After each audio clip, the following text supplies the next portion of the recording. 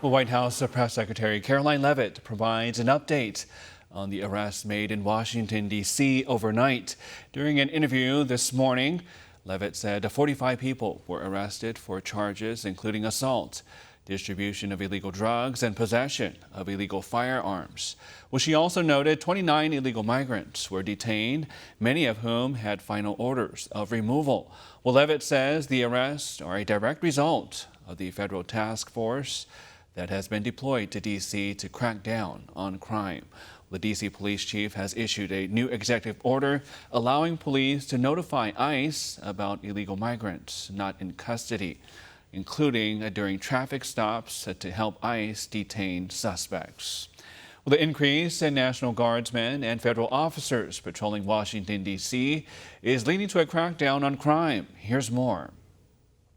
President Trump's cleanup efforts of Washington, D.C. seem to be working, and he may be looking to expand operations. Reports say more than 100 people were arrested since over 1,400 National Guardsmen and federal officers were deployed to the nation's capital. The arrestees were charged with a slew of crimes, including murder, drug, and illegal firearms crimes. Border Czar Tom Homan says these efforts uphold President Trump's mission to restore law and order in America. Look, I know they've taken some bad people off the street, but in addition to that, I think it sends a strong message of consequences. I mean, deterrence. I think a lot of the criminals are staying off the street because they know there's an increased presence of law enforcement that's going to take zero tolerance on criminal activity in D.C., as the president said. So I think it works both ways. Number one, taking bad guys off the street, actually arresting some folks. Second of all, the deterrence message is keeping people off the street from doing violent things, so they know there's an uptick in law enforcement. And Homan suggests President Trump is not done yet in trying to clean up the image of the nation's capital. The president's authority is never over. The president's going to do what he has to do to make this country safe again in every city in this nation. Anything else? That was easy. Thanks, folks. And Trump stresses the need from all branches of government to help enforce America's laws. He said his order is temporary, adding he can extend the 30-day order if he sees fit. However, Trump says he wants Congress to pass a crime bill to codify his law and order policies. And he believes Republicans in Congress can get that done, like they have with other agenda items for his second term. So we're going to need a crime bill that we're going to be putting in, and it's going to pertain initially to D.C. We're going to use it as a very positive example. And we're going to be asking for extensions on that, long-term extensions, because you can't have 30 days. 30 days that's by the time you do it. We're going to have this in good shape. And don't forget, in the border, everyone said it would take years and you'd have to go back to Congress. I never went to Congress for anything. I just said, close the border. And they closed the border. And that was the end of it. I didn't go back to Congress. We're going to do this very quickly, but we're going to want extensions. I don't want to call national emergency. If I have to, I will. But I think the Republicans in Congress will approve this pretty much unanimously. Trump also downplayed opposition from Democrats in D.C. and across the country. Part of their resistance is renewing the push to make D.C. America's 51st state. But Trump says that's not a great idea, pointing out statehood would only benefit Democrats. Let me do that one. Statehood is ridiculous. We want to straighten the place out. Statehood's ridiculous. It's unacceptable.